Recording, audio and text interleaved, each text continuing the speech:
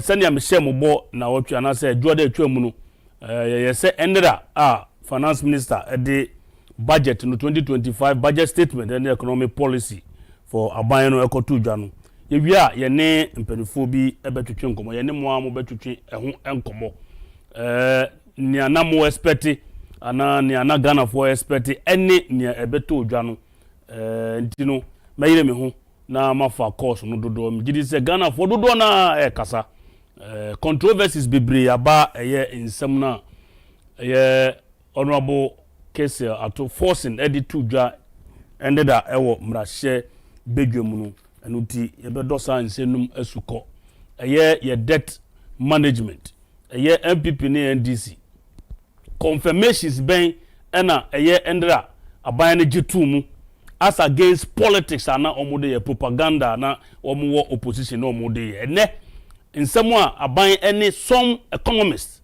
any proper neutrals omu kafa the former economy and I say 2024 economy no say ade a show signs say enyini ekọ ahohiahiem na emom entotoya aban ne totoye no ekire say na economy no fa ne ntoma pa afra and this for say nyesa budget no confirmations bi wo mu a ye ne expert no kasa ombema ye nyina eden yate ase na wate ne ntia de bia meka kire o say politicians ne kasa ya no watie niye say ye mampani say o say edru sa abato omre nso a nokura kakra ene ntro kakra na odi afrafra na odi amount ti utie budget na it confirms the statement of your mampani say ntro kakra nokura kakra na odi afrafra na odi amount nti say one ma wadwene na hope na odi afawase enu ti ade bia meka sa hade nokura trudo sene asɛmnete no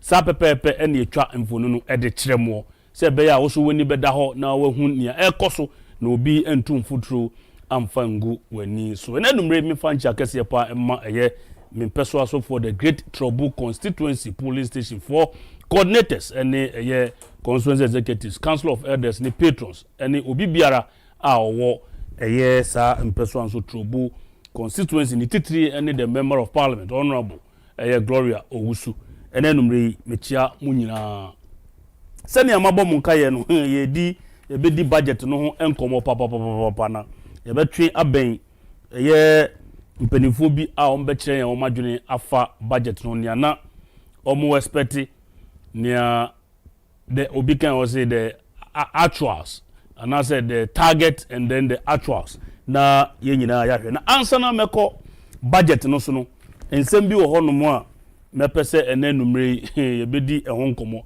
mo kai se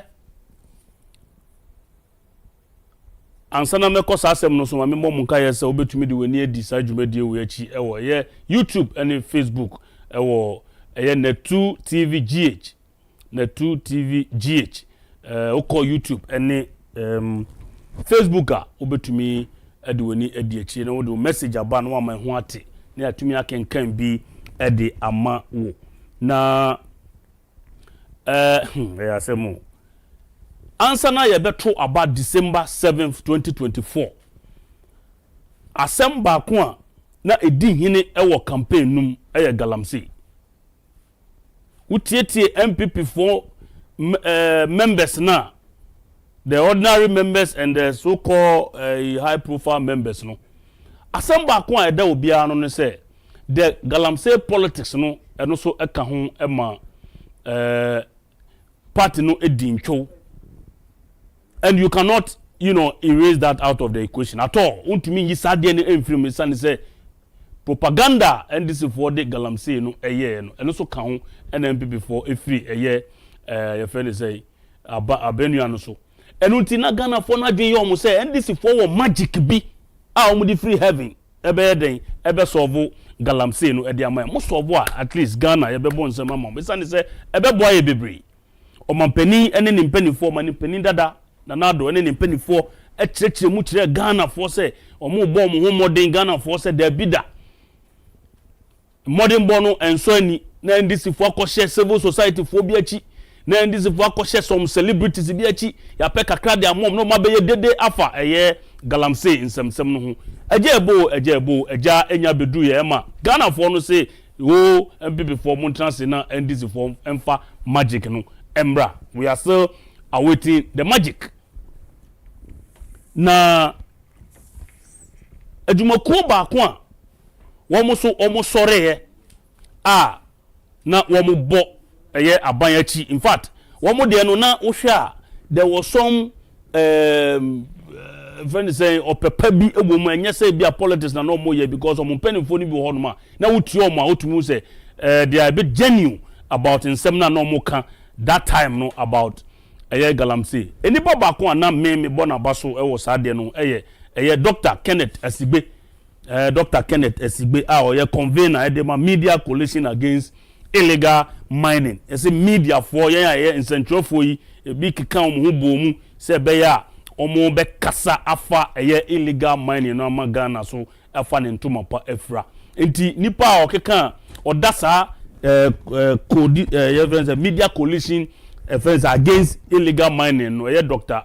Kenneth Asigbe mjidi say mo amudi ne commentary achi no mo ne mbe ya adwene say he sounded very professional, very concerned na otumu say enye bibia obidi amano ademudie bi obidi amano ntina no okasasa. He sounded very credible to me as much as I followed him.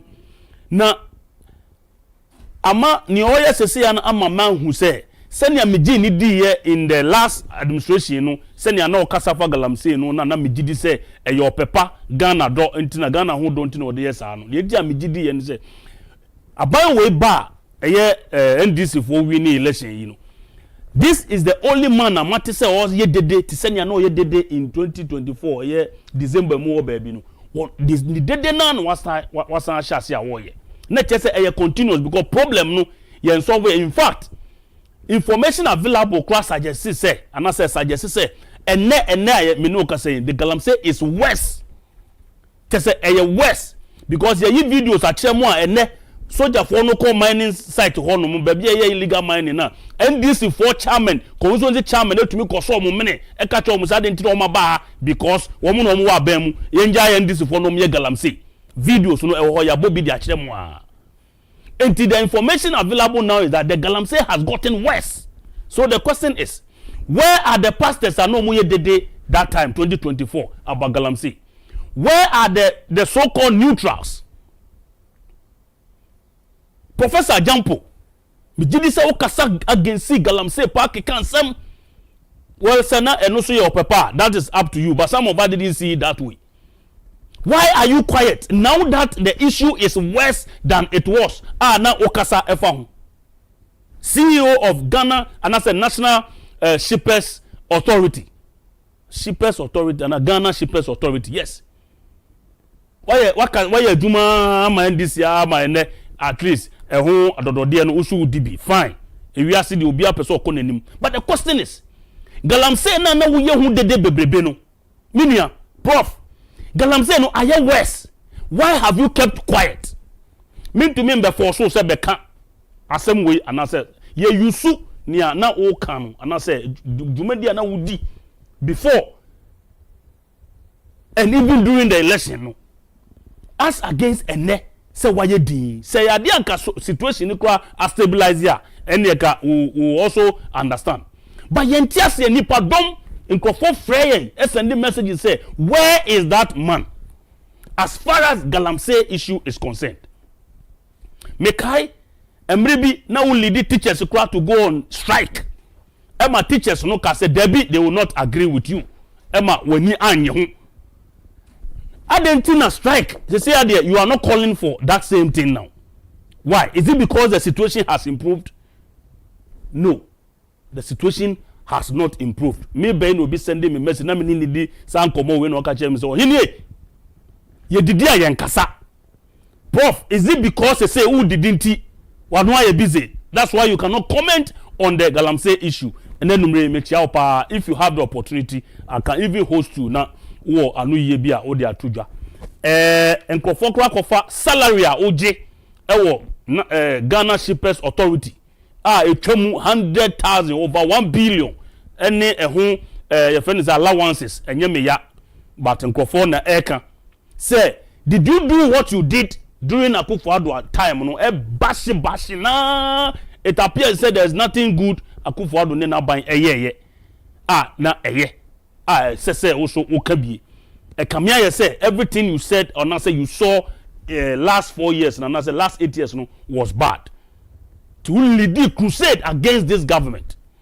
Emma government and now we pese eba no waba and normal reward Ghana Shippers Authority NDC for na moye eyezu eyeza mokun ehye eye ballot papers near the ade no Shippers Council no authority no and then mutumi nko. The man is enjoying. In fact, production picture ba kokora circulating on social media papa ne da Fred saying or da machine mu papa yes ono da Professor Jampo ne da ho no ye say in office or your full body massage because so to me Gina Brand no ye Juma de Boa my Ghana and the Professor Jampo senior other people la oni omo fighting galamsey no and omo guso omo ye no ono de galamsey no baby I no galamsey fight no baby I na kono no enti se wona woda sa de we mu a obaba ba galamsey hu de debium no enti o two galamsey no them yes o two galamsey no e office papa this is proper galamsey now o da ho nti prof say wo ya na mama beda bi why na ni password den ye nyina Ghana nkan country akasa nti yes wa Professor Ransford Jampo o ye CEO edima Ghana Shippers Authority ena ye de nimfo ni to ho na social media nkrofo church o ma dwen de nkrofo nsema nkrofo aka de enye adeketwa nuti no mo be hye ne nso ade aman na mebo Dr. Kenneth Asigbe emi se mebo na basoro Joy News for ni di nkomo bi efa galamsey no nsem na wutie ne kasa wutu se ne ya esa ne se o kan sem bi o se emra na nanado wo ho no oni ni ko no ka se nanado po enye issue state of emergency na sad bre no NDC for diom ho ji mu se eyade ebebo ma galamsey na yeden etu atwa enti ye bisasa na so bisase aden na ene monya tumi no mu de monye state of emergency no mpacho yen gongo tie Dr. Kenneth Asigbe is it Kenneth Asigbe ewo nsemo ode tutu dwano na yemra. Every day you leave an excavator in these forest reserves is a day that the damage that they will do, you cannot, the cost of reclaiming the lands that you are showing me, it's about $40,000 per hectare. So it's not cheap what we're dealing with. And the issues of poisoning, the renal diseases, the lives that we're losing. And so the NDC, when they were in opposition, they agreed with the Ghana Coalition Against Galamsey when we called for a state of emergency. And so for me, one of the things that we have sent to His Excellency the President is to say that for these forest reserves, the 9 and the 40 odd so that have all been, be impacted, declare a state of emergency in these places. So you will not have a situation. Have you had any response to that?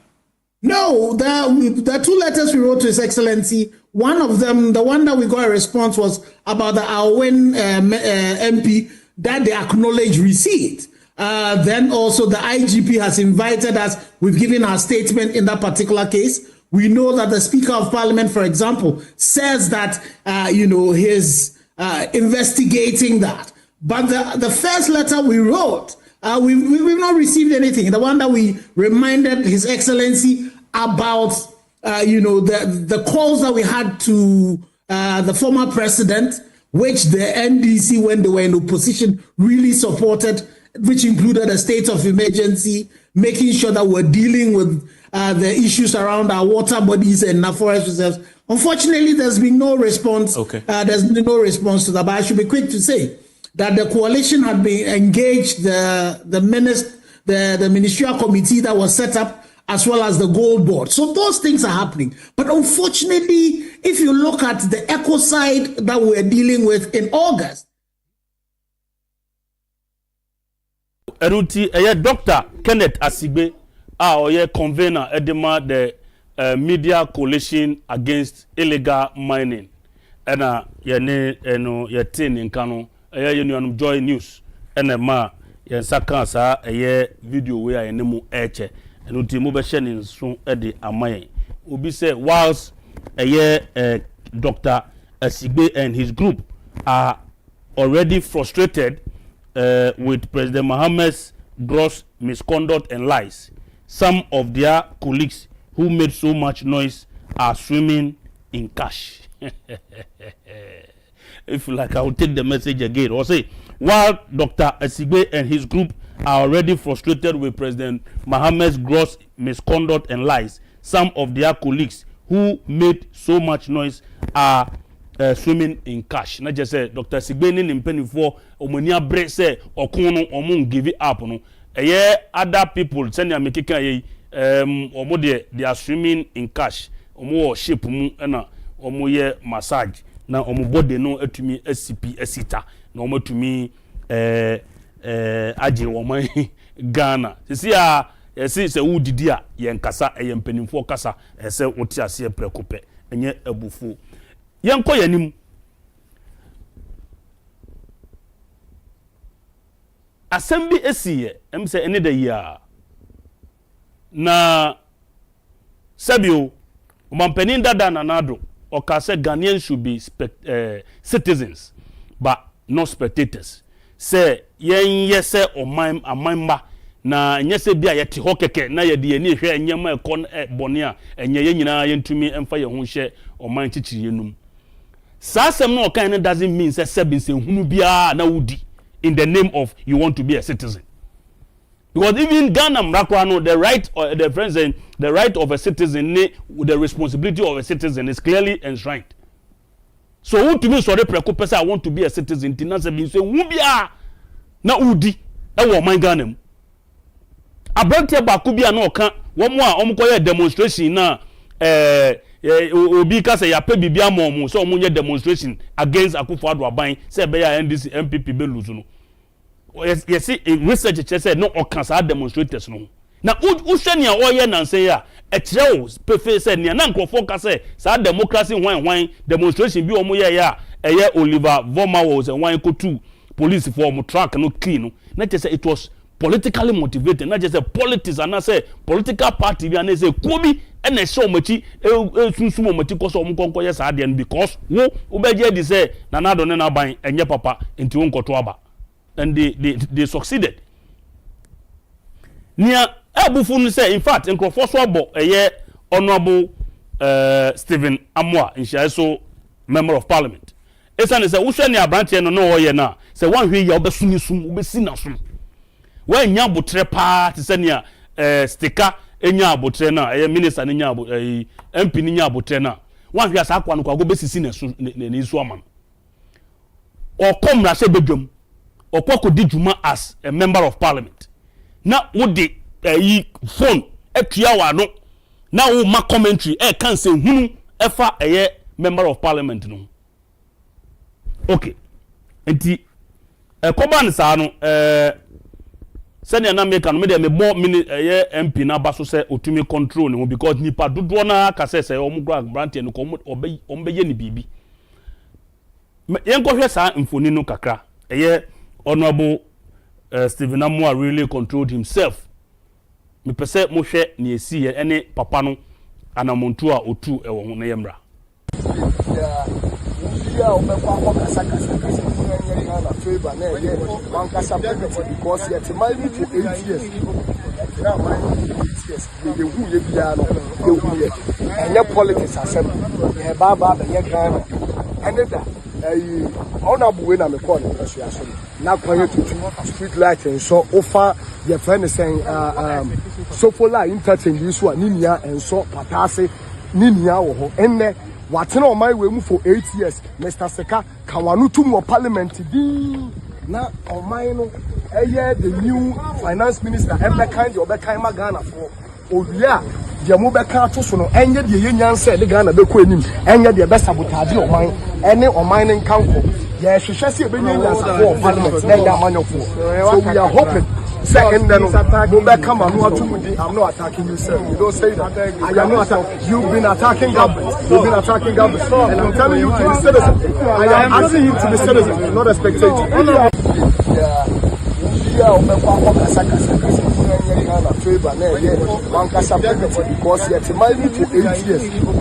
Now, yes, the who you piano, and your politics are seven. Baba, and your Ghana, and that honorable winner, I'm calling association. Now, going to street light and so offer your friend is saying, so for like entertain this one, Ninia and so Patase.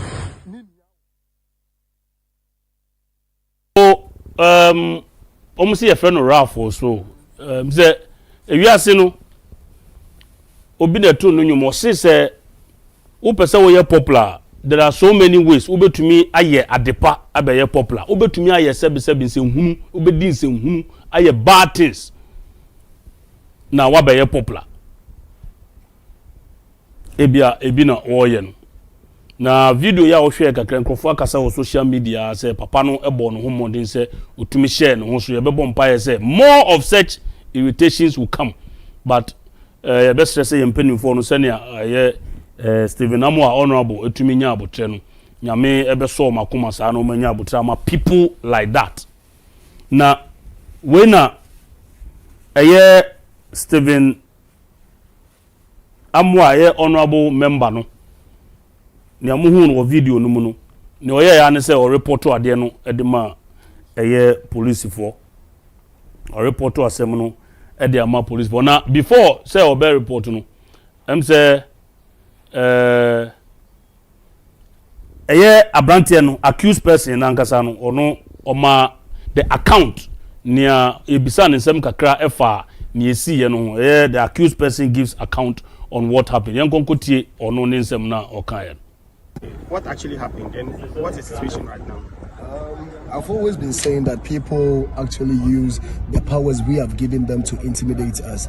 There is nothing wrong for a citizen to ask persons that we are putting into offices their responsibilities and what they are doing. I am only saying this for Ghanaians to know that we have the right to question the people we put in authority. That's it. And he feels that that is a threatening. And I don't have no issue. So what's the charge against you right now? I don't know yet. When were you picked up? At what time were you picked up?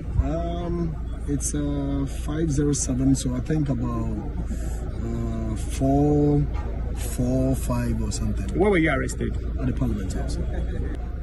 They actually asked me because there was this confrontations and I thought we were just going out. We went out there and he's claiming that he feels threatened, and as the Ghana police, they need to do their lawful job by protecting and making sure that rightful things are done. So I think they are doing their job and I respect that. That's fine. So what's next? I don't know. Unless the Honourable Member of Parliament for Ishayeso tells us his reason for calling the police to arrest me. Is it that I was asking him questions as a citizen? Is it that I am trying to ask him to confirm what he has done in his constituency? Is it that he's trying to confirm that most of the places doesn't have right? Listen. Okay, so Rance, I think he's been arrested.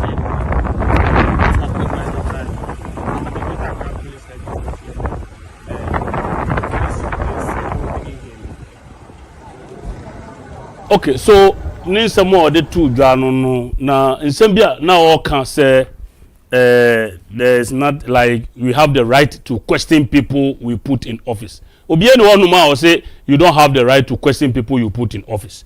But ye wokwan ya fa so nisa. You don't go about harassing people and chasing people with phone. Mamo in some okeka no pese meka bi. In some okeka no pese meka bi. Ena is what nia wonu abrante no oye no, is that what you call questioning? Was he questioning the MP? Anyway, the good thing is that MP no so exercise the right.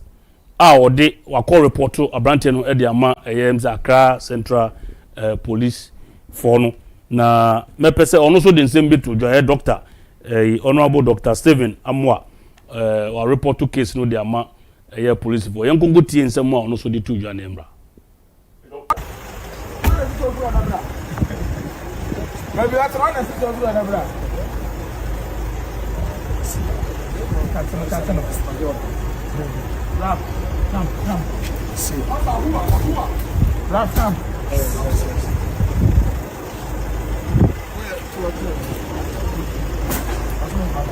Oh, no, I'm very good. That's what I'm waiting in front of you. I'm good. That was one player. So on one beside no, I only said me that's it. So what happened at the when you went to meet the officer? I don't think we have to talk. Let's go do what we are supposed to do today. Thank you very much. Come. That is what we're supposed to do today.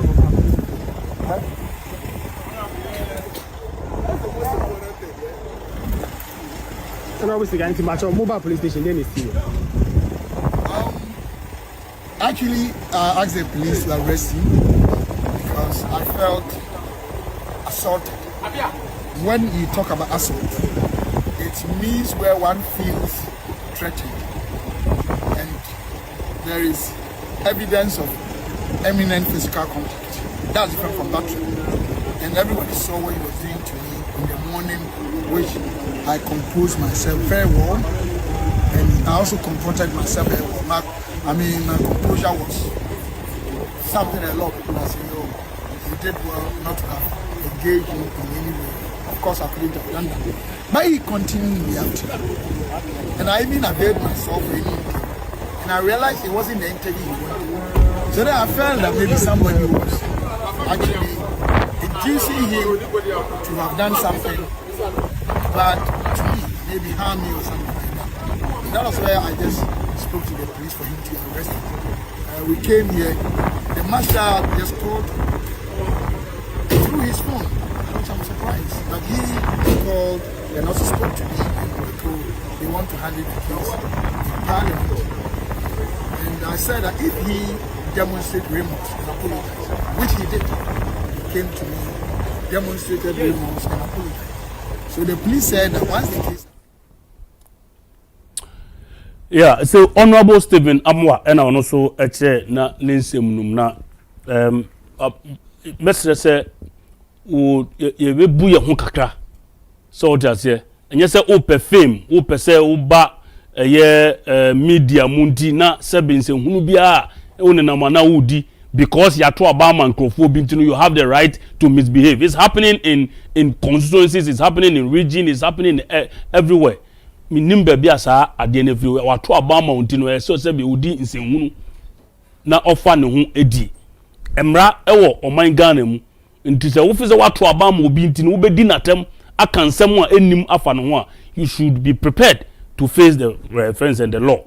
Enu bi na Honorable Stephen Amwa why no me dem me bona baso mum say otumi a compose no just as he use no compose ne ho eyie ye beko yenim na uko budget statement na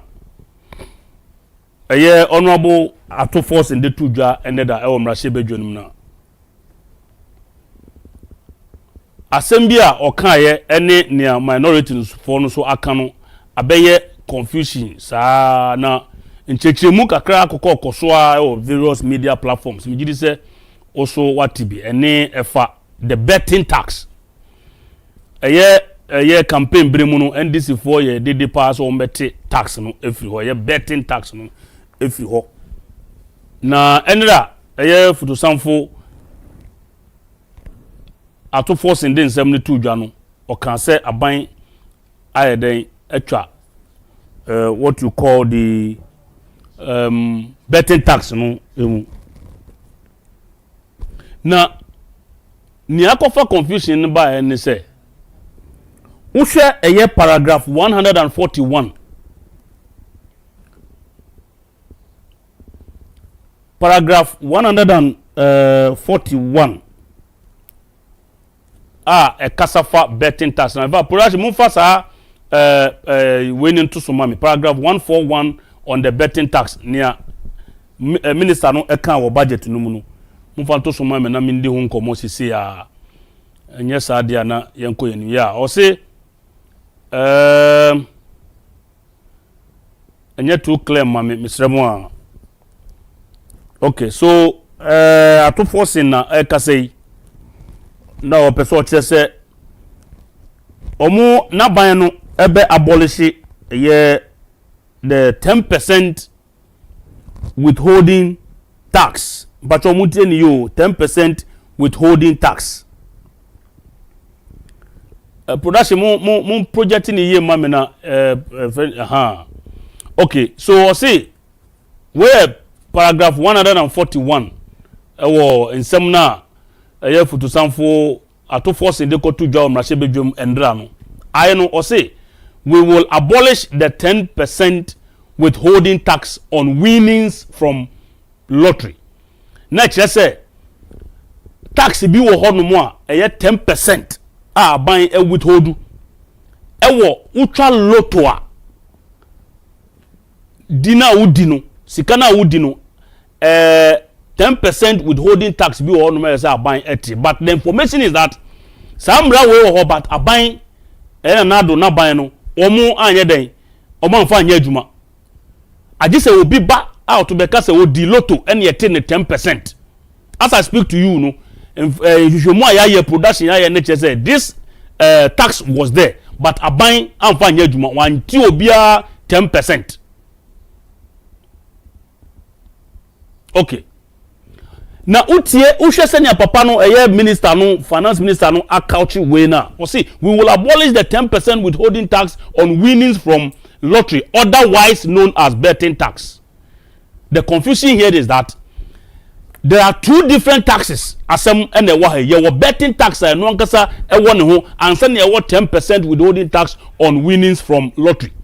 Nanya former government and anado abayan no penifo no eche say. Sa 10% now o kase withholding tax on winnings from lottery now o waka wa hase ube yefi ho no. Na it was not enforced. Inti ade na anyone who yifi ho sen. Inim say what yase a kakra memeti ase no na meni wo che no. 10% withholding tax on winnings from lottery. Lottery betumi a say eye adnia ye twetwe ya odi a wo peme na ba no wodi. E bia wodi be 10,000. Samra na kire say nia na wo na kire say udi sa 10,000 na aban ebeti sa 10,000 10% on sa 10,000 no. But Ministry of Finance document or HSA sa tax we no aban amfa nya adwuma. Enti se wo be gina wona se wo kase wo be yin sa tax no everywhere. Enye no kura because sa tax no kura no na eni ho because na ban ngeji obia sa eto no. Obia no won ma wodi lotto yate no sa 10% withholding tax. That's what the minority is saying. And the way minister no eka say otherwise known as say otherwise known as na kamia say withholding tax 10% withholding tax on winnings from lottery no one betting tax no. So the minority is saying that there are two different things. Enti nyɛ na wo ye fi ho no. So the minister must come back and make it clear to all of us. Ye hwese yen sabeka abrante ba ko na yede na atwetwe nkomo kakra afa ono de sikasem ntoto ye de ade a wakwadare mu pa nti ene betwetwe nkomo kakra afa eneda budget statement and economic policy a minister de ko tu dwa no abrante Julius Jima oye economic and fiscal policy expert. I say onim de pa efa economics and fiscal policy. And after so san ye executive director de madwumeku bi. Na yensa aka Julius wa homa no so. Julius mi mwadwo mo akwaba. Na bokode nyame adom bibia bokọ na mbato so. Nyame adom ye ho ye papa. Ye beda se wo so wapene se woni ye betwetwe nkomo. Na we de pese ye je wadwen kire kakra ahwefo nyina ye krado etie o eye endeda nsemu a minister finance de kotu dwa no eye budget no pese ye domu esuko kakra na before say ye be kom no enkofo bo se aban we ayiyi taxes bi every ho me pese me bisa wo de wadi sa de wo ya chia. Is this the first time aban bi ayi etro ebi every ho ana? Yeah, I think that's all. I mean, share what for the TFO na benda master so for akonya me some actions are there for they say ebedi Ghana or mine upon my assembly. Just to answer your question right away, and yet first time I buying a year for a few on the previous government. I mean, see a year to be a few on more, and I see a year to for about the staff policy, our tax policy, Sana and run it here. It is not the first time say you actually say a year few on Obama Ghana for. Especially the youth, the entire controversy now back in I say, pets and I say, you know, or both chatting in the that kind of guy. And I say, we decide so no, a year face on our it's seminar. Absolutely. But technically speaking, they say now, we more editorial from the budget, you know. I think say, we things, you know, you better controversy kakra edi aba ho na piyama weti for no atwefo so accent for one asset. Okay, medase na Julius, every budget bia me gidi say be di mu a ese se wo bo nkompo ehwe nia see year the previous year and then it be based on that no they are projecting for the current year. Enya sa nete. Okay, intino me pese ye be hye every year 2024. Na ya hwe the friends the targets are sa ban no eseti ma wo ho ene the actual performance etumi course in 2024 na ya hye so obetumi ene edisa anase etu sa anamona kebe me de pa yo ene my things can say now. Okay, very good. Oshe your annual budget presentation over the last finance 4 years also my finance minister at the budget for parliament the Public Financial Management Act. Na Tambra na dona Ghana we sika sem ninani a honto to yesterday abai ebe to sika sem any kwanya obe paswa ba konoma any move interview meaning the Public Financial Management Act on na share you know. Okay. The council finance minister actually draw from the constitution and you know now for say a ritual be a sense finance minister a presentation the amount of quarterly parliament. Now see a budget analysis budget analysis be no I was say proud year at the mono since we are so many bio you sit as no send a udetini ayo projections amase udetini share afia ye ba bisimono nyoma afese ode toto akwemu anase ode ba the prior year projections amase prior year no about informed decisions as to how so your forecasting anase year and strategy that so this is a central to no na etini agide na a shape your thinking no okay your budget na now you're presenting in November for every budget you're presenting in November, but because of say I feel about to happen your transition budget are crap for the 3 months, Tell you are buying transition new are buying our or take you where we are now see finance minister funds and the budget it's and yes yeah. Nanka your budget and also the parliament, Abaya a few more Abaya a few Nanka also the parliament 15th November. But because I say about the two abandons, no minister to say already 2-year budget for the 2025 for November parliament no transition budget and now say terminal budget approved for 3 months, December, January, February, March, na what they are for Japan for funny take over no also the projections about it is fun is that Nanka by November no say budget starting from January to December by November no it don't happen so it is only different contact all the figures are that's right it's over 4 go asset if you are quarter 1 quarter 2 quarter 3 but the 4th quarter, which is October to November, no, you have to get now found semi up. It's in the SNI, you change now to a finished school year. and Sana Minister Eba the representation with me for new at you tree now with me Yama you the actual performance. That's right. It is the Fancy Minister there. Now let us say 2025 budget, you know. About the full picture of 2024 as you train to see and Sana Minister we are saying now so I the projections for 2025. And to Sana your budget and on a parts and I say fire pass budget and the sanity. It's any budget meeting we are no and the minister they say or my actual performance for a few training. And Sana were forecast for the current year of personal back on the map. Okay. And if we share 2024, now the actual performance to 21. A budget, you know, a budget statement and economic policies of the government. It's a budget statement, Nankasa figures, you know.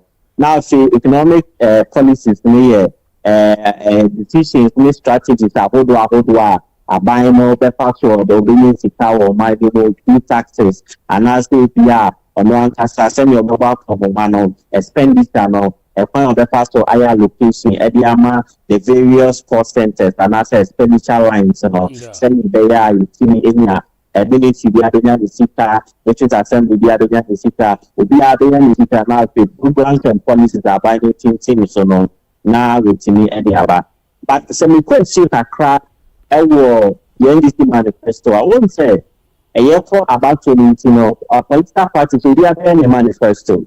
It's a manifesto, no, a year, the promises thereof.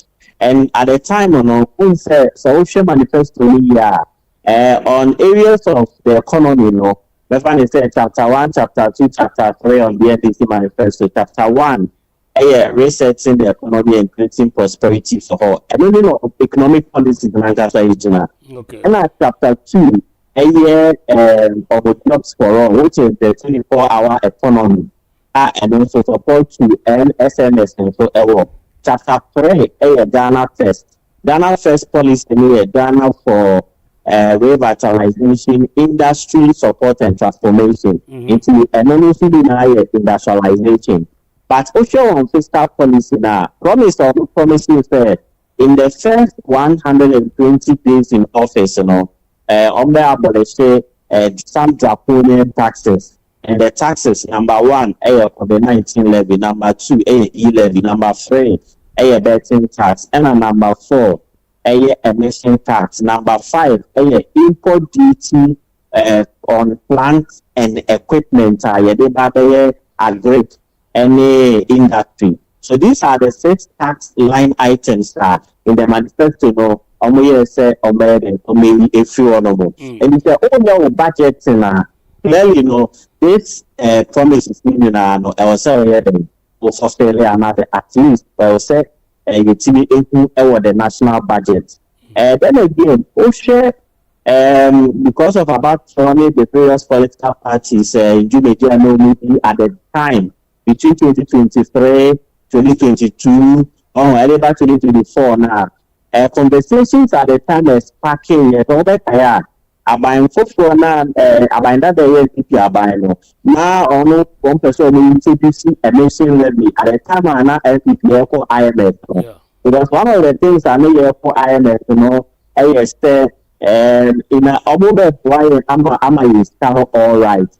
But what they will do those years say, now so now it's I get domestic revenue mobilization. It's also to justify the point of the factor to me at the annual revenue. It's emission tax over Kaya, and I say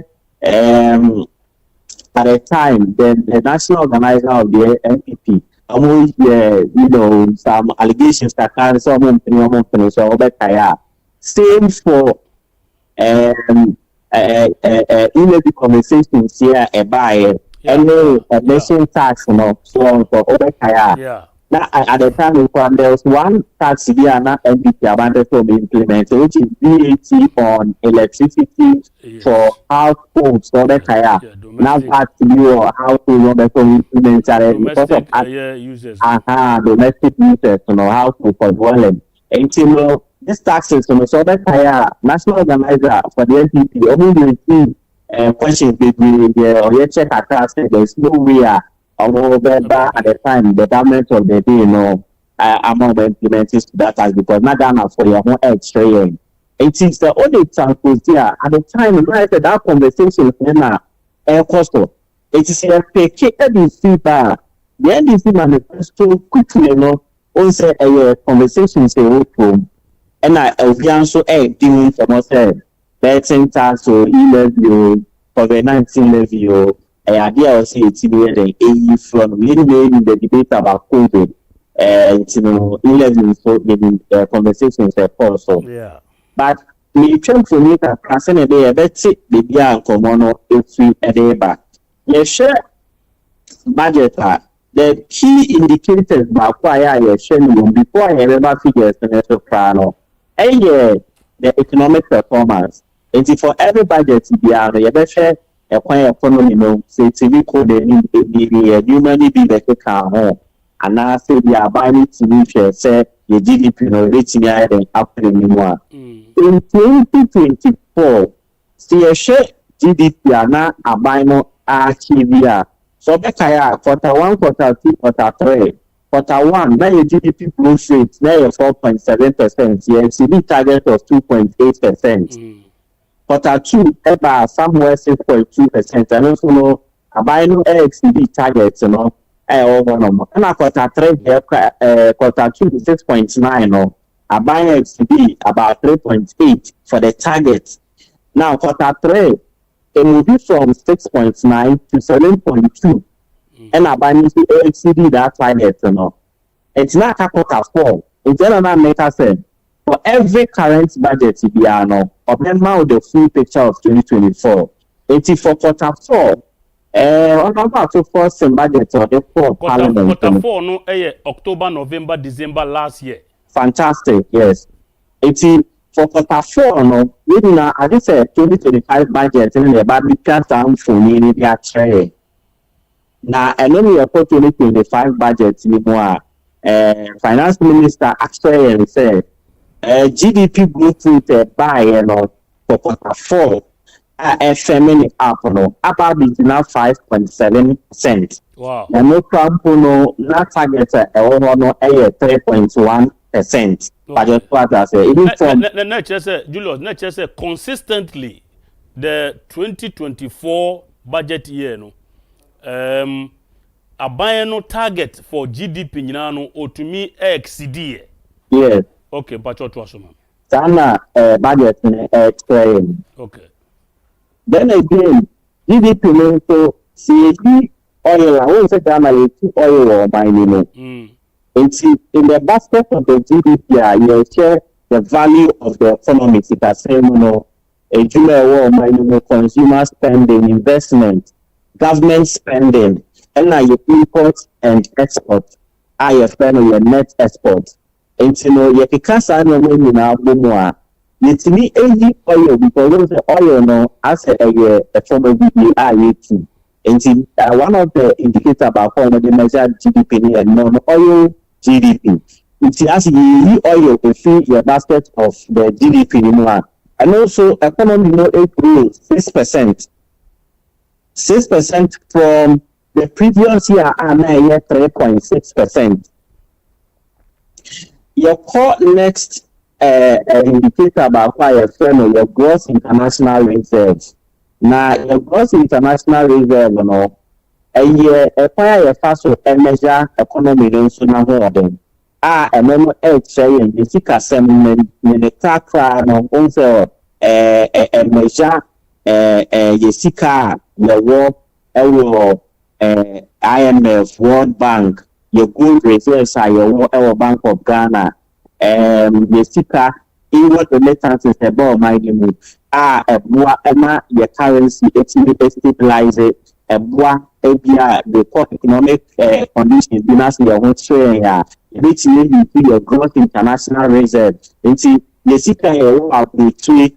Special drawing writer, I am the body my own share, it's and also it's the echo now 8.9 billion Ghana cedis. So that is the gross international reserve. Now, gross international reserve, yes, as ADR 4 months, 2 months, 3 months, 5 months, 6 months of imports covered. The entire Ivory Spanish press say, oh my dear, and crowd with Sika the international reserve say, a woman may ticket that home my you did see up for or minor for woman as you did see action or minor for how many months?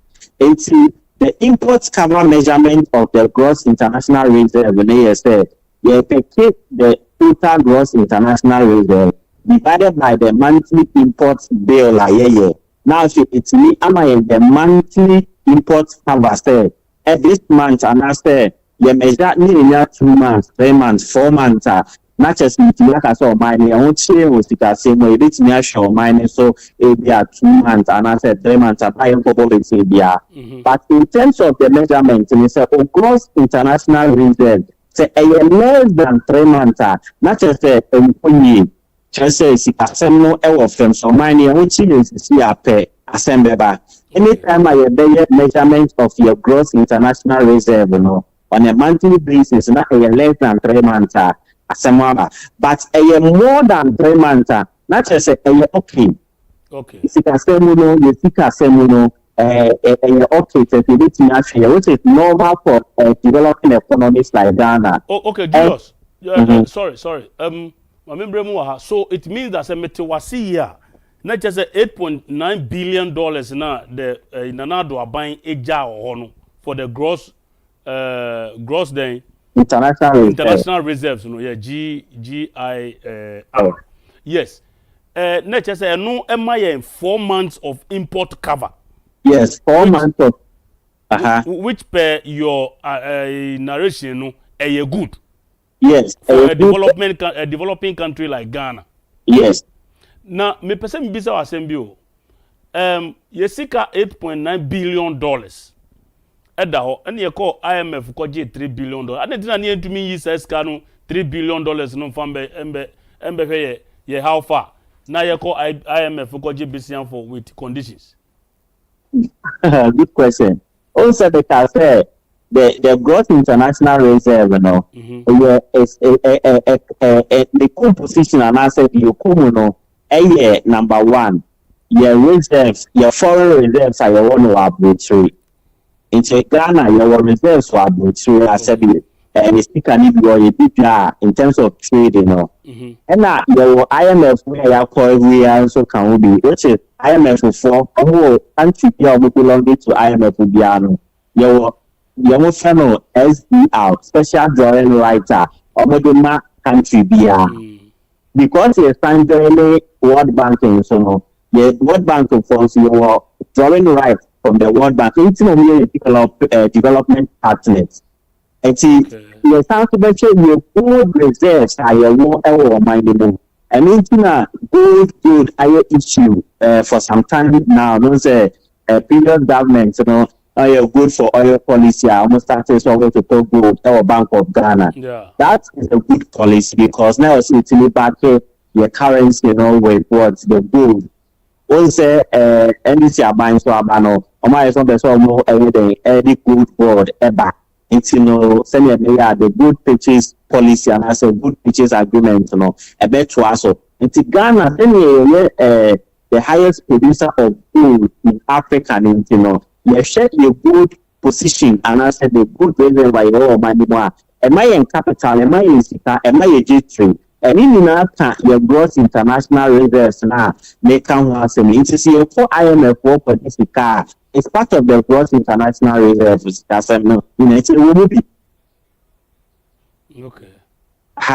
It's until all your reserves are good reserves, your foreign reserves, and IMF, World Bank, secret BIA, you access to BIA, and I am in that gross international reserve.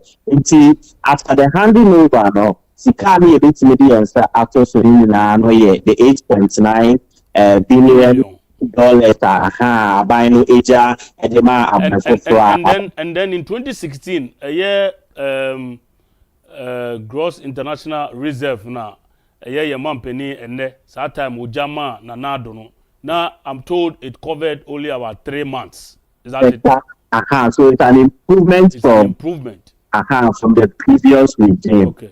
That is how the analysis is going. All right. Now, the total revenue. With the budget, Makika economic policies need you. Yeah. Where the fiscal operations and fiscal operations government revenue, government expenditure. Mm-hmm. Now on the revenue any core revenue and asset primary revenue buying HGPR total revenue for the government.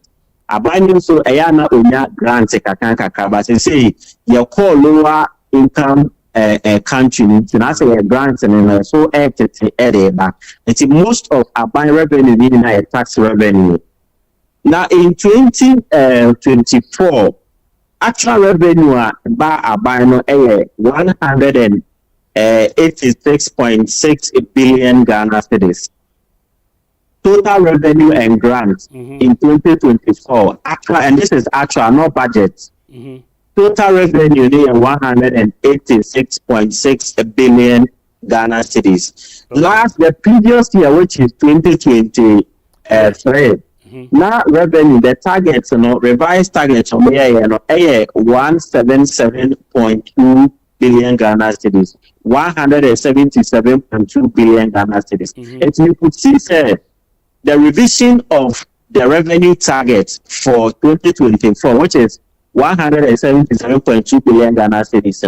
Actual revenue are buying 18 collecting 186.6 billion. And that is also an improvement from the budget targets are buying here the SSA at the man. That's right. Now your core expenditure and so on. Also, my fiscal policy and as fiscal operations, a government revenue minus government expenditure. It's your core expenditure now. You will be a total expenditure. Now expenditure a category here. Compensations are buying each year the workers are buying each phone salaries are buying each year. The interest payment is are buying each year on a Bosian bar. The consumption of goods and services are buying also each year as an expenditure. Are buying ayana or ejuma kakaka supplies kakaka are buying 8 year goods and services via Bitiniama government business at the console. Your capital expenditure, you're trying to keep it, and also a allocation are buying at the infrastructure project. And your work grant are buying also at the ministries, departments, and agencies, and I said ministries, municipals, and district assemblies in Toronto. And the composition of the expenditure, saying that here in 2024.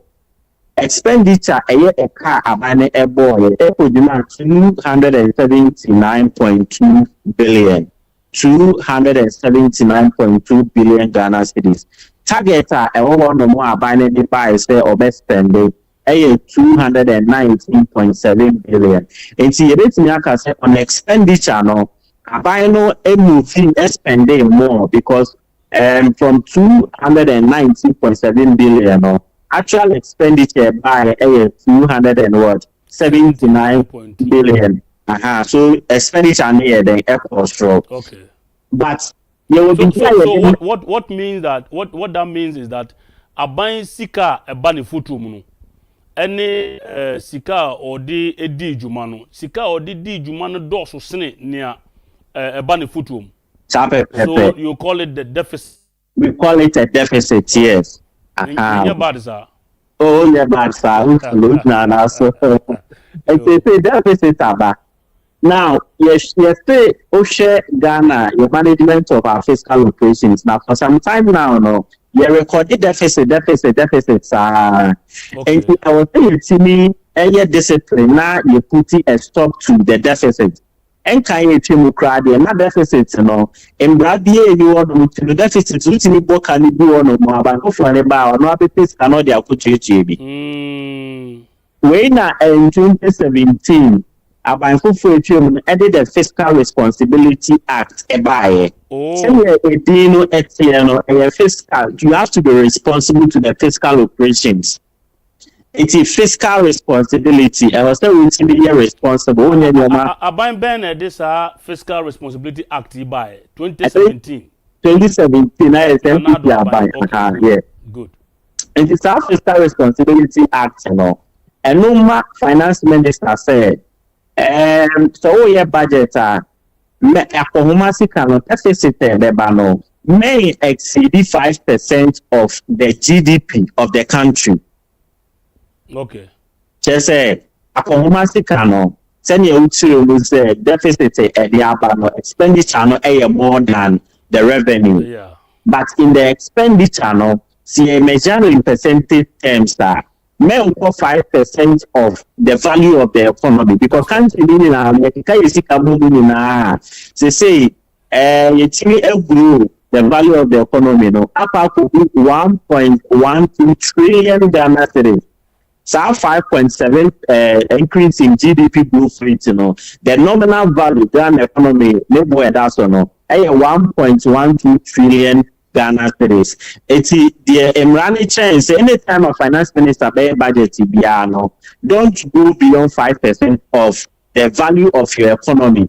It's say you know expenditure need be back, but I want to see measure the performance of the expenditure. Need to put Imrani or say minister it need the Imrani so another need the Imrani so, and that should be the measurement.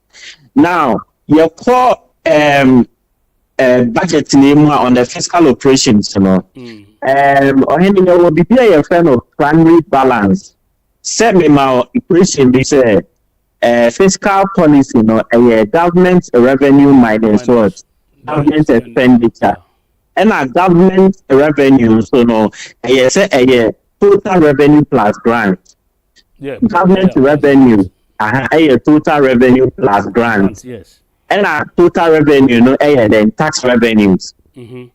Now, grants in the extra money in Nepia Butchie Edeba. Yeah. It's Ocean Council saying anything primary piano, the core activity, and answer the operational activity of the government, and answer of every company. It's anything primary to the business, the human reporting, the human reporting, this cabreno.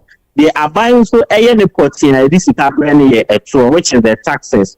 It is a share balance labeda it's anything primary balance piano a the tax revenue, total tax revenue minus the primary expenditure and expenditure and so no my boss will say I buying each year salaries, I buying each year interest payments, I buying money ministries for about a capital expenditure, but expenditure by whole expenditure anymore, and not only primary to government operations. I a friend of interest payments. It is here per se a primary balance, the total tax revenue minus the government revenue minus interest. They didn't see increase.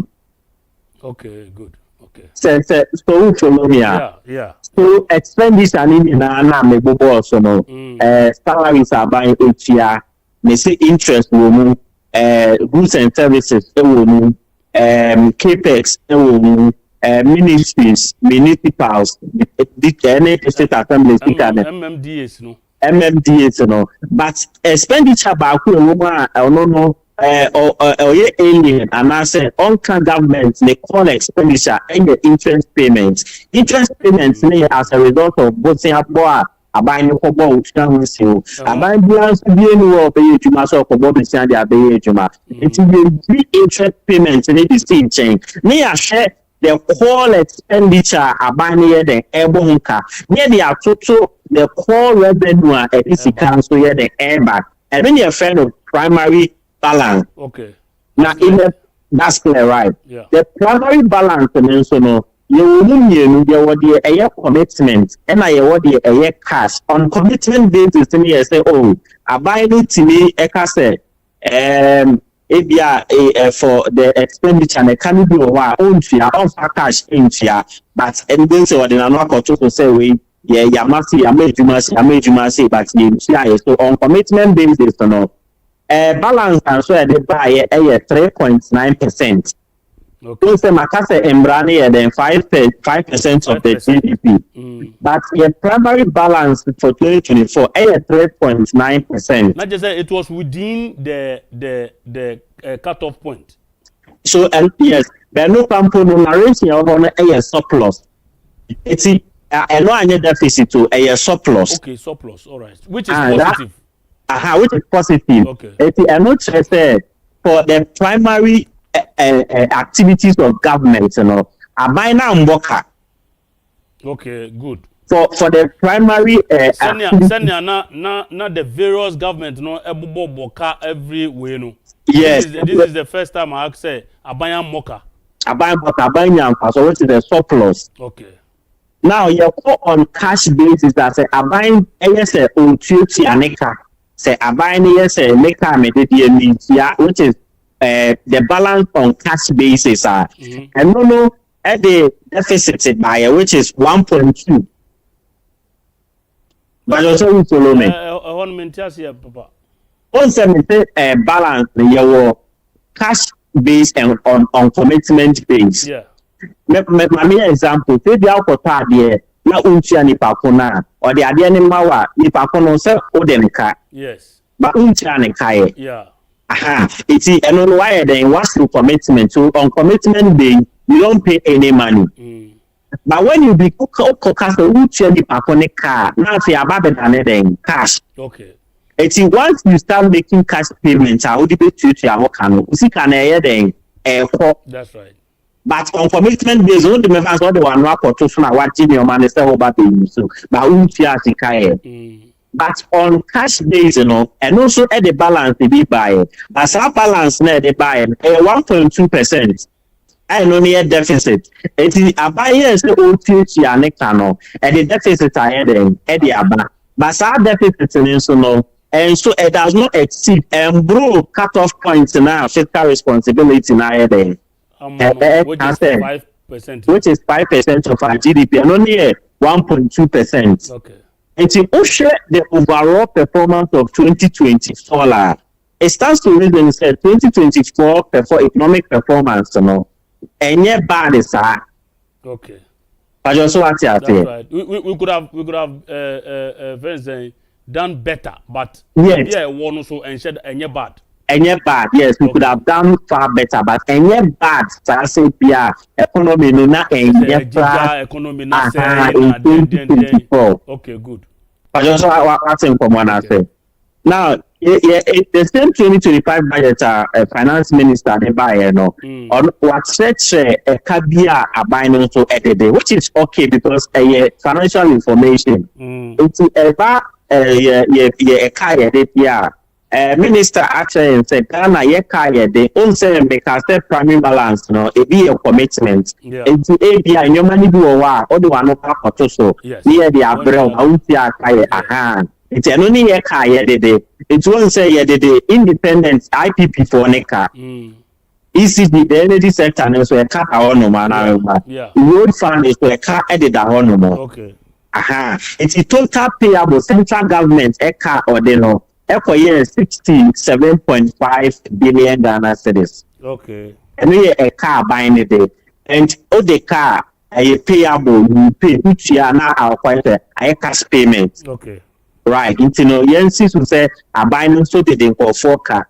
And there's no a knowledge say a buying also contractors are buying normal contracts and then they are not a buying to media then intuitive as it can be and farm. And again a crown share domestic debt exchange payment airport to her. Because the payments started there.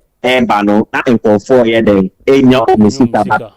Previous now buying a day, edit your car. And you can be said, I buy no car. A year, Obitia, I say the sick as improve ya, Obitia. On about I indicate about what they be. Julius, but before you call indicator, also no. Medane me ho si man mabazia na answer na medane me ho no. Me pese me stress on a particular point. And if I'm wrong, I'll be to me correct me.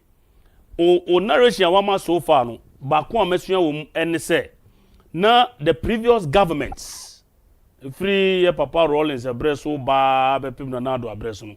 Na aban no the various governments no mutumi disika no mane broso the deficit na den right enti 2017 na nanado ne na ban ba na omu ka se da bi omu ankasa ombe hye emra amomu se be ya emma omu ni sika no emro 5% in the name of the fiscal responsibility act. Yes sana o pese o kire sana mpese le kire okay me da se pa but mamenda ne me hu sima mpacho pa gina so ma me na me samra sisi ya mpacho why yeah man all right that's perfect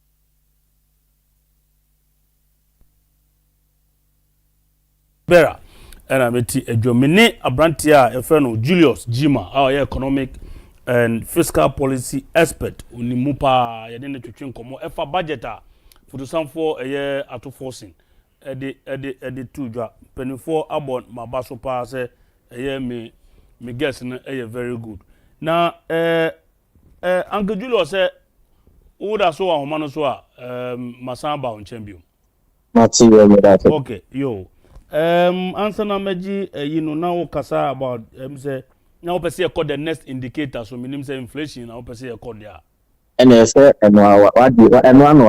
okay so just let us know the picture how the inflation issues are. All right, so you share inflation we say aka indicator mean inflation is public debt. You call inflation at the end of December 2024 inflation is now 23.8%. Okay. Now, yes, your target a buying set say in the 2024 budget, and that inflation is 15%. Inti a buying to me I'm meeting the target, no? Right. Okay. But you shall idea what I say. 2023, 2022 December inflation ekujina 54.1%. Okay. 2022. Okay. The year 2023 crown so na the year e posto kakra. Into the year we figure the April 2022 the beginning of 2023. Now inflation is 54.1%. Okay. Now from 2023 January to 2024 December na inflation be na 23.8%. The marginal decline from 54.1 well, yeah, exactly. to 23.8%. I just said inflation active so about 50%. That's right. Which is very significant. Okay.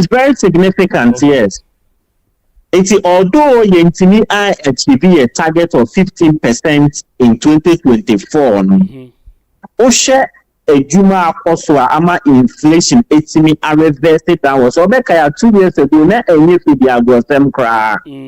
Enyoma bo kosro the politics of Bairebo, yes, the politics of tomatoes, yes, who actually Jane to be real. And to some extent, yes, inflation, it is driven by food inflation. And we know the demand and supply forces surrounding food inflation. It's the overall, so we should overall picture now. Yeah, it's me, because I buy now, I'm fine inflation. Okay, so for the inflation to come down from 54.1 to 23.8, and to say adia that pan or that table so yeah this second chum not at all. Yeah, she say I say buy no year a drop about that figure. Exactly. So number two. Right. Number two, a year 54.1 year boy now see 2022, right? Yes. I want to believe that it is this same period and a year economic giants is the US and China money are the omo koko a year a straw a been cedar. Absolutely. So it wasn't only Ghana and at that time, your inflation no cost. Not at all. Okay, me that's in fact, social global economic outlook I can't keep train. Okay. Because of the normal efforts globally. That's right. Ghana na your problem there, your deficit na ye di won komo no. It's your deficit na there high in kakaka expenditure na high. Okay. But anything a Fiscal Responsibility Act na here then buy. But fast forward, we are seeing actually UK trade US trade Germany. I mean, these are advanced economies. It's here in say Ghana. You won't answer because IMF report almost say your problems are higher in Ghana no. The vulnerability to debt, that is a kaya the budget no more.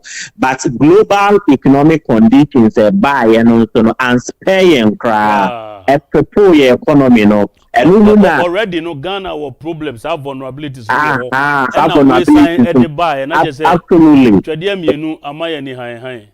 Yes, to throw me yes, so it will a double slap in your face.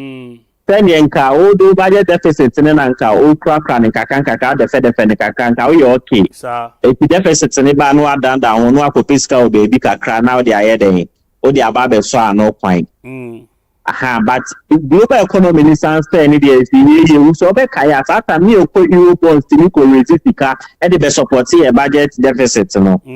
But we global economy is not watching at the time is na yesika sem because of deficits in na economy no nya international market my is can be there support your budget deficit. It's any na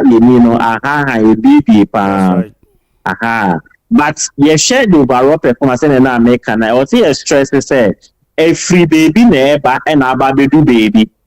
It's yes, we missed out the target of 15% in 2024. In fact, even IMF target a 18%. It's also IMF target 18%. Now a bino so SST 15% at the man who are say now a binary pressure inflation or the beba form.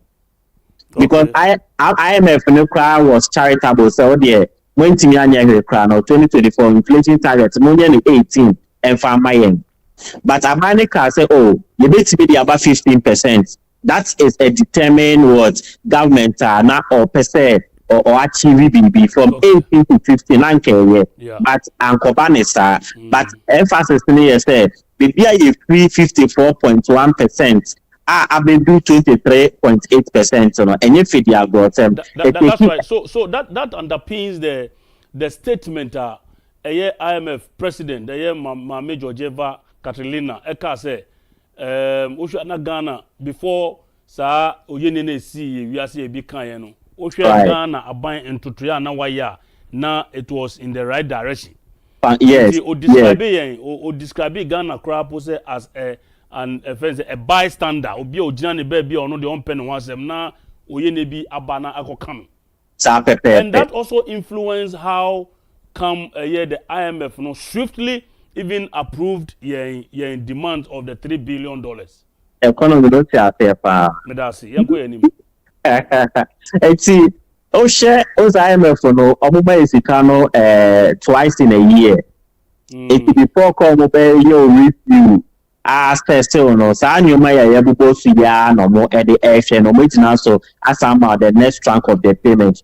Ubuswa omo fa amount.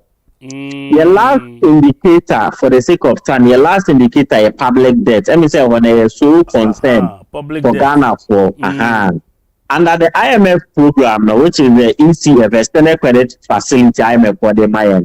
Yeah. Target on the Mayan a year 55%. Say your budget deficit, and so I will say about 55% of our GDP. Okay. Fast forward to 2024, Finance Minister reported that your public debt, your car, you know, it could now 726.7 billion Ghana cedis. 726.7 billion Ghana cedis. So you put a crack. President Mahama State of the Nation address, you know, say your public debt, could now 721 billion Ghana cedis. Yeah. But I say every day, yeah, no, I buy the book, I be the count. It is the figure looks very big. I'll see a debate from I agree. But yeah, share the target IMF performance so the other Eddie and say I will say your deficits and the 55% of our GDP. Now, who strike the percentage that is the 726.7 billion out of your total GDP at 1.12 trillion now. Your public debts about it now 61.8% of our GDP. Which is a bit close to the target. Yes, which is a bit close to the target. So we are getting there. Okay.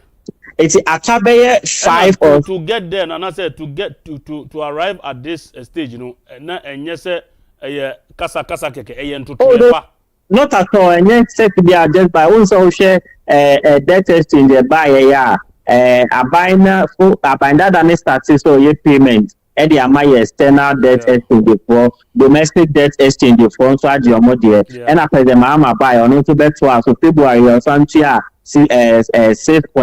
6.08 billion Ghana cedis the domestic debt exchange. It's that is the commitment. It's the more you pay, the more you reduce your debt. Okay, good. It is a thing, you know, a finance minister, you know, or that opportunity so reduce it further the deficit budget public debt, you know, from the 726 billion downwards ABM 600 and I say 500 because there is a target of 55% of our GDP. Okay. It's the 2025 no target minister said say your core economy number one GDP 4%. Minister so do grow economy no 4%. How the mentias you honorable mentias me adeba ko me ni say based on your narration so far no not just say at the end of a year 2024 no Ghana's GDP grew by 5.7%. But your sanity. Tikame de minim say wo be so bibi mu a mo pese o build it from that way so that your target doesn't rather come below nia wo beto ye. What do you adwin? Me no ya adwin pa. It's very worrying. Me ntiase ne ntia wo beto 5.7%. Now who project say you will go 4%. Why? It's okay, good. And I say, I make a minister above the 5.7 and me one kaka. Later make us and say, aban foforo ne buy no your can say yeah expenditure downside yeah expenditure. Mm. 18 say government is also the biggest spender. Yes. Say buying indicate say or cut down expenditure as it surely said government is not ready to spend. And when government is not ready to spend now, economy then because the expenditure method of measuring GDP a consumer spending spending or money. That's right. Plus investment. So investment also takes care of private sector investment and then the government's investment on also a year. Plus government spending. It's GDP.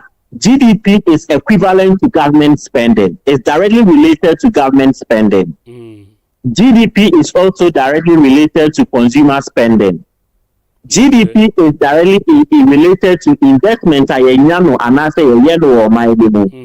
then GDP is also directly related to your net export, which is export minus imports. It is a buy any indication they said cutting expenditure, downside or not say repair. Clearly, it should give you a signal say the government of the day is not ready to spend, and that will affect our GDP. I hope you are getting the clearly the signal that is going out there. So, private sector, contractor, supplier. Also, we say the signal that is going out there. They say 2025 year using say we need to make a kakra buying HB more. Start to say na previously. Masika emba abonti anasem for photo. Okay. And also in economics, you encourage say the more you spend, the more the economy grows. Yeah. In economics, we encourage spending, consumer spending. Sikantimi rotating from the one of membra or now you exchange this that is the signal. Okay. There is no way the GDP target for 2025, looking at the fiscal directions and economic direction of current government, a better more than the previous 2024 actual GDP growth rate. But also what that's it. Now, inflation. The target for this year, so Minister Eddie Ababi is now 11.9%. Inflation. That is the target. Okay. Last year, 2024, the target was 15% from the government, 18% from IMF. And actual. Hello.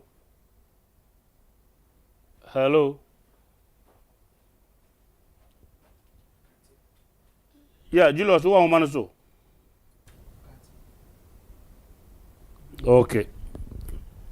Yo, I'm say your guest Amano adropo wakasa check akra but you be reconnect na o to me abono tew e de amaye na to me akoye ni mebie eye phone lines no na mo so much madwo megidi say we dey more than say akotua school fees ya take class lecturer e kire ya de say be ya ye bete eye budget nase na propaganda ne eni ho na ebi mo pese e wo ho me de minim say nipa ba ko pe na ne eni ho no tumi ma ba gise Yesu Kristo nanso politics yi mu e pese kire say other people can also turn water into wine. Tisa achechire we na say nchechire we no utia eboa wo ma onam na obi edi ntro a wo so wotumi ayensa asaka Julius yesam akwa babio. Yeah. Em say emre no ya aye binti no obebo no tewa ma me na yetumi akoyanim. Right. It's na make say inflation target 11.9% for 2025, but actual inflation for 2024 is 23.8%. That's right. It's minister bit near the inflation above down to 11.9 now or cano. Okay. But because of timing, for the controversy in town. Now you pay the maybe money account for the budget also. That's right. Since 2025 year you see me. Minister said revenue of person already mining 223.8 billion Ghana cedis. And only in the revenue. Okay. And the expenditure 269.1 billion. And our deficit. Yes, or another judgment to the deficit. Obedi sikano abro ni ayenya so. Yes. Okay, good. But once the way budgets and actuals. Yes. If they are making sit down family NDH budget. End of the year, no need be okay, fantastic. That's right. It's really an indication be say thing or per se, or in fact, the appropriation person or young I would say after budget in your appropriation bill. Yes. Appropriation bill for person spending 291 billion Ghana cedis. The appropriation requirement is even higher than the total expenditure. But it is still budget, so it's okay. So, okay, so we raise 223.8 billion Ghana cedis. I was say, oh my, tax measures be out with raising or my. That's right. And also, Maka earlier on say in the NDC manifesto, in their fiscal policy direction, say abolish betting tax, COVID tax, emissions levy, any e-levy, any import duty on plant and equipment for agri and then industry. Yeah. It's not Ghana for expect say betting tax the other for e-levy the other for COVID levy other for emission levy other for. It's you share a paragraph earlier on in the budget statement, which is paragraph 141. Minister said, we will abolish the 10% withholding tax on winnings from lottery. We will abolish the 10% withholding tax on winnings from lottery. Exactly. Samra we know, a withholding tax are a down no more than that. Okay. But not implementation and bars for you. Okay, good. It's for some time now, no show to poor or muchuchucha lutua. And let me up check you so almost say obi echa lutua. Aya ni at 10%. This is gonna But Adia minister here and he say or say otherwise known as betting tax. A controversy in a buyer. There is a difference between lottery and betting. I was see it's differentiating lottery and then betting. Lottery, it is regulated by the National Lottery Authority. And National Lottery Authority from up to now, almost to me, implementing that's our 10%. That 10% to it has been there since 2015. In Brano, Income Tax Act in 2015. Okay. In 2015, it is implemented that 10% because infrastructure and the architects or media did that 10%, I had them. Okay. But the minister Becca said otherwise known as betting tax, and when the confusion nearby. Exactly. Because otherwise known as betting tax. Who person say young fan say what obi or otherwise known as flag bearer. Yes. Now person say flag bearer no one the ohina mwako. So I want to create confusion, but I want to create confusion. Education is there is difference between a lottery tax and then the betting tax.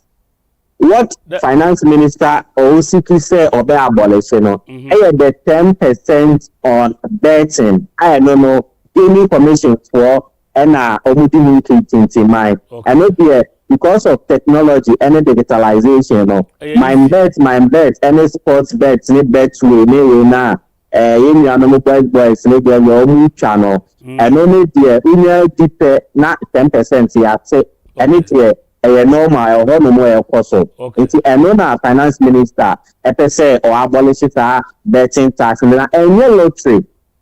Into a statement no the buyer no and creates a confusion. I hope the finance minister be must clarify. So it means that who the expert no, so you agree with some of us say the way I put to there no and create confusion no. Yes, the minority yes. is calling on him to clarify it either so that he will come clear say betting tax no year fi ho and now say den.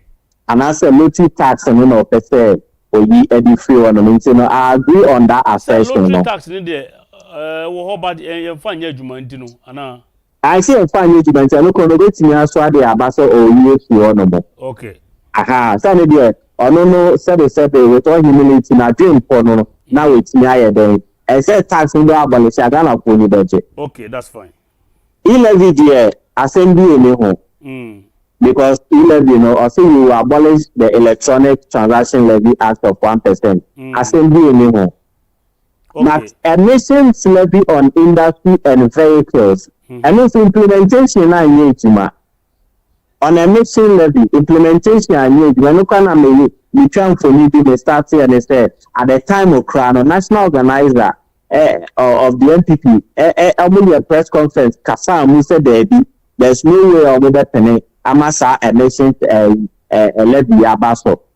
It's and also there's no implementation on grounds. The officer only few on the more. It's a also I hope say finance minister or the That's right. The next one abolish the VAT on motor vehicle insurance policy. Make I say ocean VAT in anymore. Your exempt schedules to be and also no exempt some goods and services we say and I am charge VAT and fund to and one of them financial services and in the financial services a life insurance policy so then okay and if the motor vehicle insurance and you sticker you get to your cars for say or say your cars your third party or comprehensive. It's a honest to Nana minister addressing. They say, on to me, and clarify on that motor vehicle insurance policy, but that's all. But in 2017, I buy a children to abolish VAT on financial services. You need to honor more than I think it's a honest ABI, you don't hear clarification. But last one, 1.5 withholding tax on winning of unprocessed goods. I don't say the assembly any one more. Okay. It's only a try at that good, unprocessed good that said the good that you two or my no say we are for some withholding tax, and also not a 3%. And former minister. Honorable Kenofriata or take to the bar 1.5. No. It's the finance minister and so say ABSP on more. Really now send your day a good production a bit in the then okay. And that is what is happening on the ground. Okay, Julius, you better see. Now, Mr. say me member assignment kakra bi. There is some portion bi ewo budget num. Nia yensa kan no ewumba mabo minister no ne tape no mabo atia. There is a particular portion bi a one kan ewo parliament but it is captured in the your friend is saying in the budget statement document that you ever a freeze on public sector recruitment. Okay. Say afi aban say obeto so I follow the saa we na da one say onfa enipa ewo aban adwuma mu no eno no I'm surprised say my body na me face say ebi me na apa meni so but my boss minti obetumi aboa me say okan wo ho no mu a ebi nyame yadom adwada mesan ma wa cheche mama e but you ma kwa assignment na ma. Okay, now last one upe eto says so there you I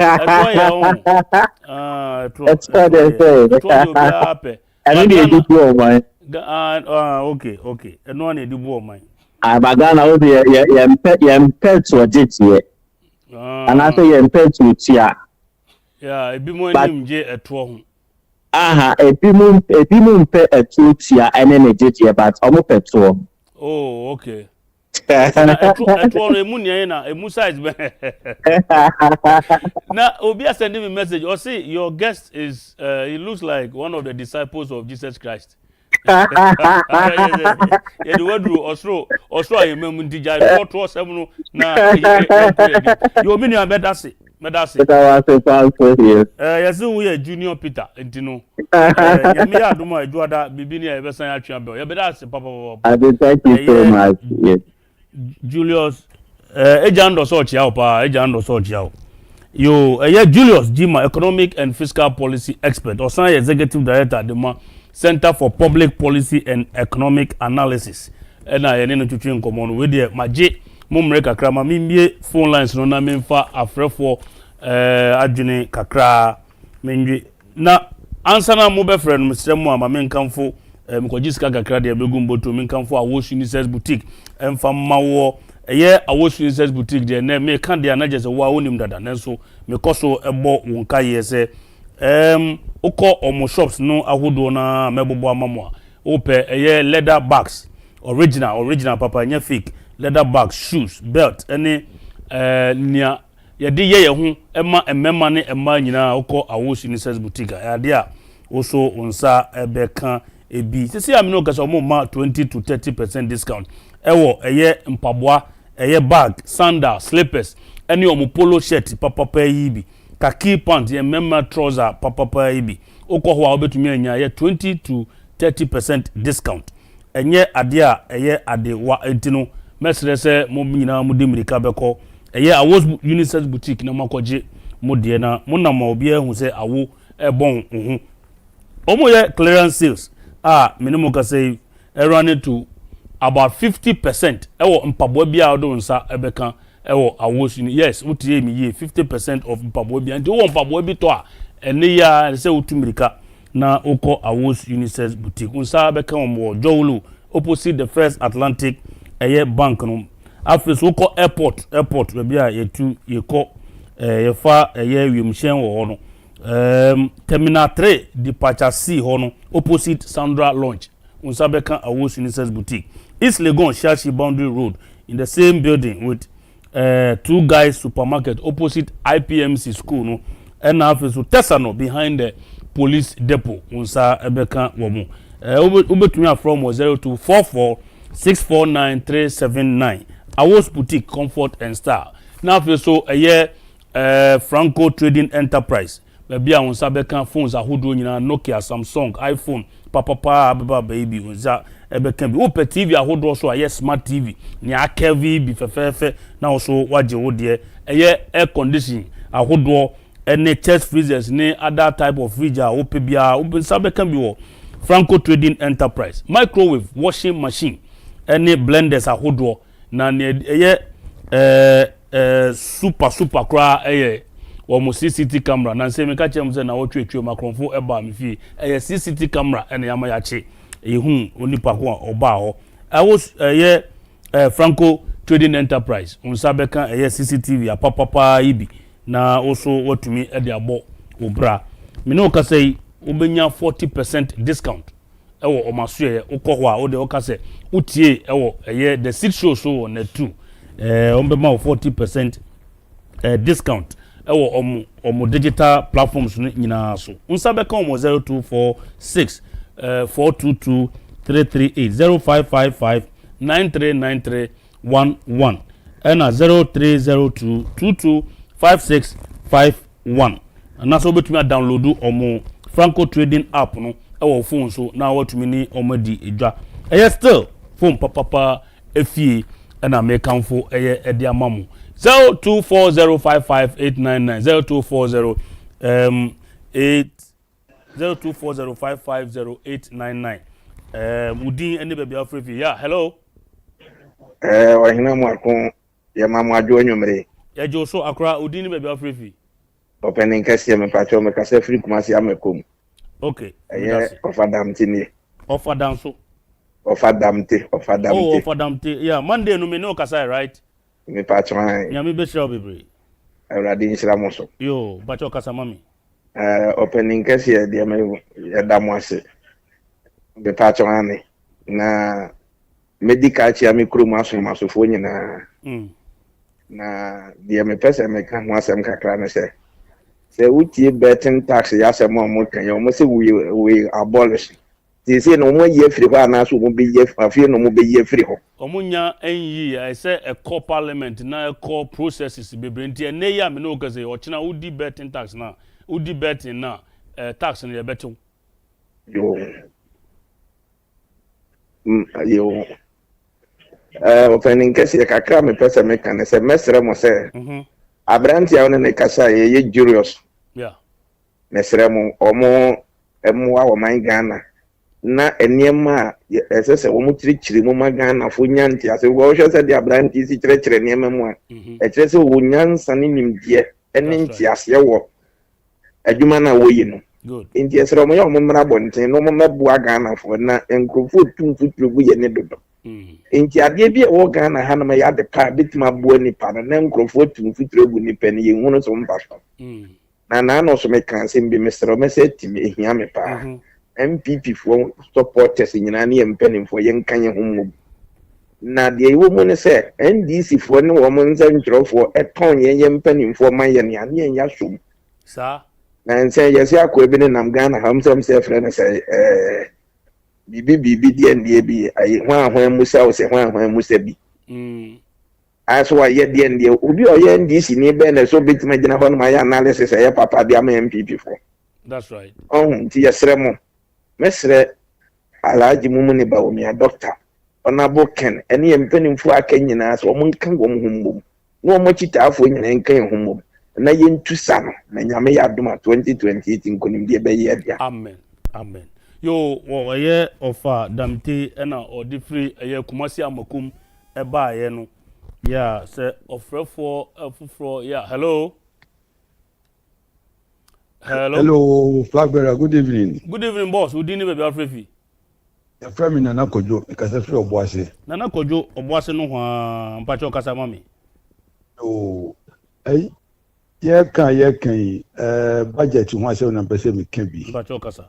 Now, Mama yen fire in Sika, Tuchidia Yakoto,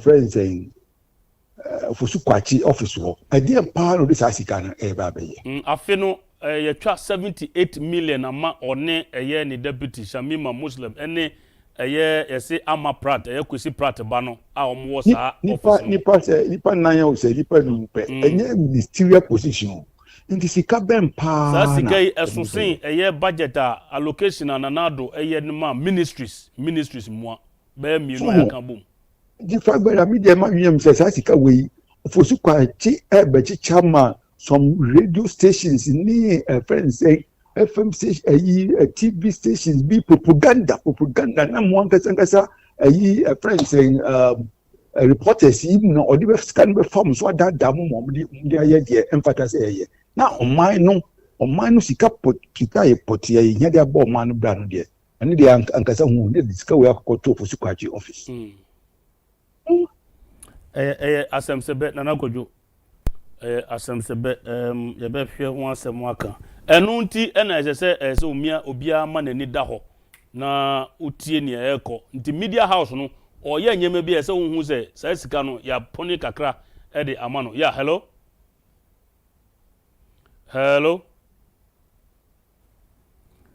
yeah hello utiminga yes sir me tonka pacho kasa den kakra udini be bia frefi oh okay your friend NK IK NK me frefi akra denta NK okay all right yeah pacho kasa yo anyu me bo ma ba so ne adwuma pa mo ye nse ye bra Julius so an cheche ne am kama iti ni aye kan se ye nhwe na ye nyina nhwe se na membo no beko na ye ba MPP mo I think say it was say it could be a jali ato I say blame na dosun obi en obi kan ye se nyuma ye to ye kra and obi say nyuma ye dey campaign kra you obi en obi kasa o kasa kra you obi en that's right obi anamonto tu bia you obi en ti say bibia ye obi en hia ebe ye den na ye tima kan bom na yɛtumi adi nkonim. Good. Yɛbɛsrɛ obiara nta biribiara nto na yɛnka mbɔ ma yɛnkɔyɛ no. Yɛbɛsrɛ ɔmo paa ne onya bi complaini ne onya ne ti apost complaini ne yɛwanya bi complaini. So who is right? Koto wia ne ba wia wan e beji nyonko tata. Nyame emo ye nyina. Yo, eda se papa enke wo so odi efi adenta na e ba ye beda se. Yeah, hello. Good evening. Good evening, ma'am. Odi ni be afrefi. Pache from Mami Adwa. Mami Adwa boko de. Adumo. Da nyame asem pacho kasa mami. No problem bi na mpacho mami so go kakra. Yo. Minti sense. Well, owura mahama say obaye obeto ka ni ade. Kachi, se wodi obi ka, ede na odi obi de eche. That's good. Wodi te. Mbere minti me ho ase. Se odi nkofo bi de omonfo ho nkodi. Na nkofo bi de wo from say let's say when Ghana for kwa yenye fair to ourselves. Se Mami Adwa se oka se nia oka na che se wo mo anka omo di Ghana sika ye de omo gina eye court anka ye beje ama Ghana na o se omo fo mo hundi na oka no. Emi na meka nwata mo mi ba meni abrese cordon. Ade nti na se bata. Ade o mai edi o mani ewom. Krati meni abre papa ni ekoso o mai mu no. Menko amenki me ho ase o. Menki me ho ase. Eti nye dano wan fanto so a efrito. That's right. There be a said dan mo fanto ho na Ghana po yenya sundue wa mira me da se pa. Nyame sha pa. Yo Mami Adwa na de ono so de ne de e ba ye no. Ye ko ye ni mu anisa ofrefo foforo aba Mami mfa. Hello. Hello. Yeah. Good evening. Udi ni baby afrefi. If I show me Udi me nana Africa so. Mpacho yo kasa mami. Mpacho mama no. Ofo se Ghana pon ye nkwala bi odi edi agoro. Won. Ye nya nkwala. Uba no ko bi dia che wo mo. Hwe o finance minister hwe ubula so ko dey. Sanya mani na uba no ku de oye den ku afi onye afi. Na ukọ ani papa peni mu wo sei. Efie boko sese no mekọ papa no ni ho no. Na yeji obi de na yeji obi de. Won. Wo sei sike ni ho no. Se wo twetwe ego se mu ye tiri. Sike ni ho, se mu ye tiri pa. Won. Kana fo ye sa na e pe no. Eni enya. Mentu aba. Eni enya na e de ti ho no. Ti afa se ke no ntu mentu na wo sa. Yo, Evedasi, yetumi fa ofrefo biom na ha ena mrebe ma ye de dwumadie no asi. Evedasi, wo ye mi piesie pa. In fact, wo ye mi piesie. Emre no ayabe. Mintumi fa ofrefo biom na mo amutumi frɛ mo amu send messages na mentumi anko ye Facebook ne YouTube mo fa nchame na emre no ayabe. Edase pa se wo pe bre na wo hwɛ ye.